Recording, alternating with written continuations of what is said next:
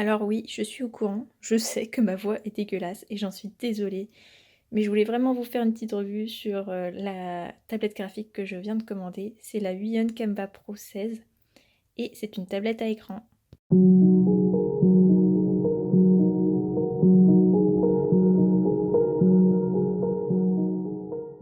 C'est ma toute première tablette à écran, mais ce n'est pas la première que j'utilise puisqu'à l'école on a des Cintiq. Dans ça, j'ai aussi une Wacom Pen & Touch qui a aujourd'hui près de 12 ans. Et c'est vrai que je l'utilisais un peu moins parce qu'elle fonctionne plus très bien avec mon ordinateur et avec Krita. Bon, par contre, j'ai super hâte de l'ouvrir, donc on va regarder ça ensemble tout de suite.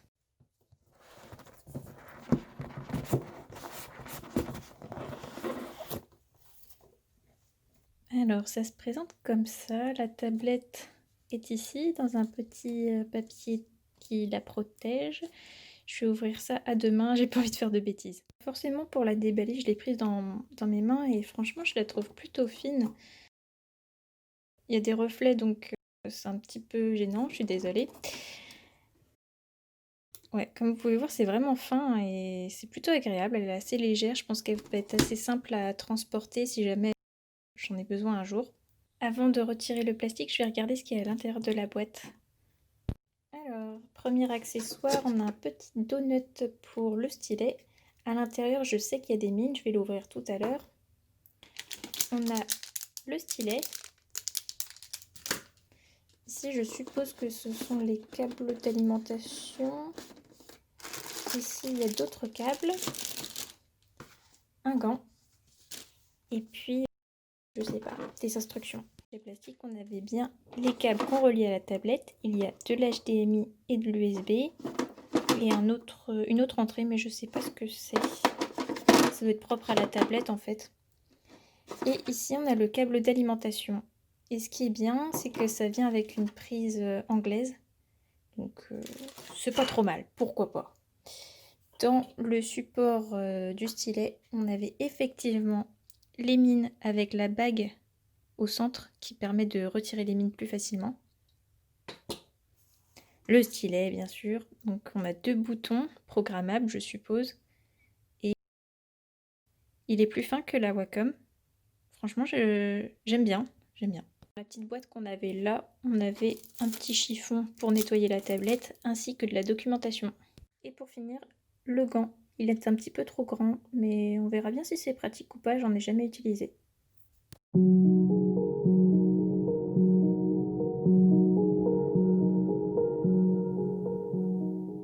Ça y est, j'ai installé la tablette. Donc je suis passée sur le site de Huion pour récupérer les drivers. C'était super simple et j'ai aussi fait les branchements. Je suis contente parce que c'est du solide, ça va pas se casser facilement. Et autre point très satisfaisant, c'est que les fils ne traînent pas trop par terre et ça, c'est très appréciable. Comme vous pouvez le voir, il n'y a pas trop de reflets sur l'écran. Ça aussi, c'est vraiment pas mal. Il y a plein de boutons programmables. Ici, c'est un pad tactile. Et maintenant, on va l'allumer.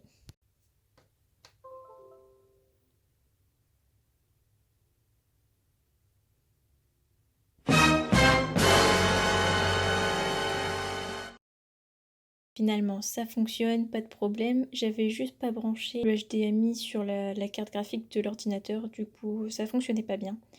Mais c'est bon, ça marche. Donc on va faire un test sur Krita et je vais voir si ça fonctionne bien comme pour la Cintiq.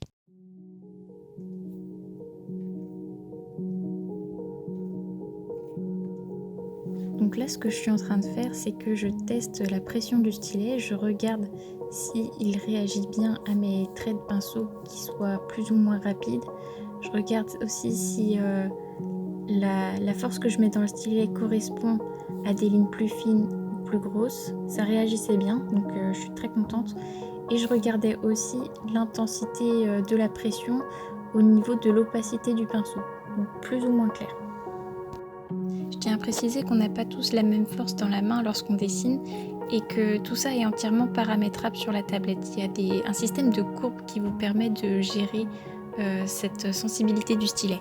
Vous pouvez remarquer qu'il y a très peu de parallaxe, il n'y a pas de problème entre la position du stylet sur l'écran et ce qu'il rend sur l'écran justement.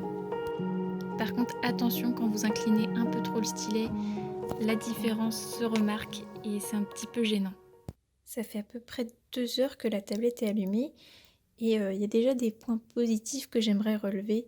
C'est que elle ne fait aucun bruit et ça c'est vachement appréciable parce que la Cintiq, c'est vrai qu'au bout d'un moment, elle commençait à chauffer, elle faisait du bruit et celle-là, la Huion, au bout de 2 heures d'utilisation, elle est toujours aussi silencieuse et j'ai pas l'impression que... Non, l'écran n'est pas très chaud, il est normal.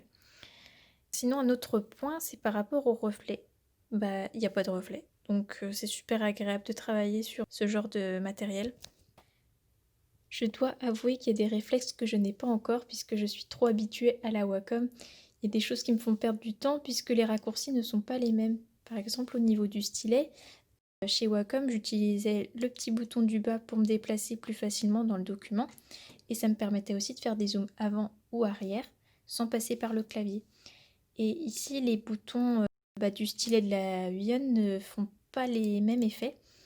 Je sais que ça se paramètre, il faut que je configure les boutons, mais pour ça, il faut que je retrouve quel bouton était programmé de la sorte. Mais ça m'a permis de trouver d'autres alternatives, et notamment le pad tactile ici. Et ça, c'est trop bien, ça fait gagner du temps, ce zoom avant, zoom arrière. Parlons maintenant un peu du prix de cette tablette. Vous vous en doutez, c'est quand même un sacré budget. Pour ma part, j'en ai eu pour 329 € puisqu'elle était en promo à la Fnac. Ça m'a fait économiser 150 € par rapport à son prix initial. Je pense avoir fait le bon choix parce que c'est de la bonne qualité et ça correspond à mes attentes. Je vais pas mal l'utiliser puisque j'en ai besoin pour faire de l'illustration personnelle et j'en ai besoin pour mes études de 3D et aussi pour plus tard dans mon travail. Tout d'abord, 16 pouces à mon sens et pour l'utilisation que j'en fais, c'est parfait. C'est ni trop petit ni trop grand. Il existe un modèle de 12 pouces, un de 20 pouces et même un 22 pouces si jamais ça vous intéresse. Quand je parle de bonne qualité, c'est vrai, j'ai pas encore un œil d'expert, mais je suis quand même capable de me rendre compte que par exemple, les couleurs sont assez fidèles par rapport à ce que je vois sur mes écrans principaux qui ont été configurés avec soin. La dalle de la tablette correspond à du 120% sRGB, on a donc le droit à une belle luminosité dans les couleurs. On a aussi un écran en verre laminé avec un traitement anti-éblouissement. En effet, quand je travaille bien en face de la tablette, je ne vois aucun reflet. En revanche, je ne dirais pas qu'on a la sensation de dessiner comme sur du papier. Toutefois, c'est plus agréable que de dessiner sur un verre normal qui n'a pas été traité. Ensuite, on a une résolution basique qui fonctionne très bien. C'est du 1920 sur 1080 pixels. Et je pense que c'est suffisant pour une tablette de cette taille. Autre point sur la qualité, et c'est peut-être un peu bête de le dire, mais les câbles. Les câbles, je les trouve ergonomiques et je n'ai pas l'impression que ça va rapidement s'abîmer. Le branchement est simple à réaliser et ça traîne pas partout. Je trouve ça génial qu'ils aient fait un câble 3 en 1. Ma tablette est encore toute neuve, alors je remarque pas forcément les points négatifs pour être honnête. Je l'ai déjà dit, mais je suis contente qu'elle ne fasse pas de bruit et qu'elle ne chauffe pas rapidement. Je ne sais pas si cette caractéristique va évoluer et qu'au fur et à mesure du temps, la tablette commencera à s'essouffler et à faire du bruit. En tout cas, pour le moment, c'est bien. J'ai remarqué en revanche que la précision du stylet était altérée lorsqu'on faisait des mouvements un peu trop rapides, ce qui résulte avec un petit problème de parallaxe. Mais c'est pas trop gênant. Ça le devient un peu plus lorsqu'on incline trop le stylet comme je vous ai montré tout à l'heure. Après, ce sont des petits réflexes à prendre, pour ce prix-là, c'est pas la mer à boire. Bref, je suis très satisfaite de cet investissement et je ne peux que vous recommander la marque Huion si vous avez un budget moyen. Sur ce, je vous remercie d'avoir regardé cette vidéo. J'espère que vous voudrez bien excuser la qualité de l'image et de la lumière, ma voix insupportable et mes moments d'hésitation. Je suis pas vraiment douée pour parler en fait. C'était pour moi une occasion de me le rappeler et ça m'a quand même fait plaisir. Voilà, sinon vous pouvez me suivre sur Instagram si ça vous tente, je poste des dessins et des stories un peu diverses. J'ai bientôt un peu de contenu 3D qui devrait arriver, j'ai jamais vraiment partagé ça sur ce réseau, mais je pense que c'est dommage et il faut que ça change. Allez, à bientôt!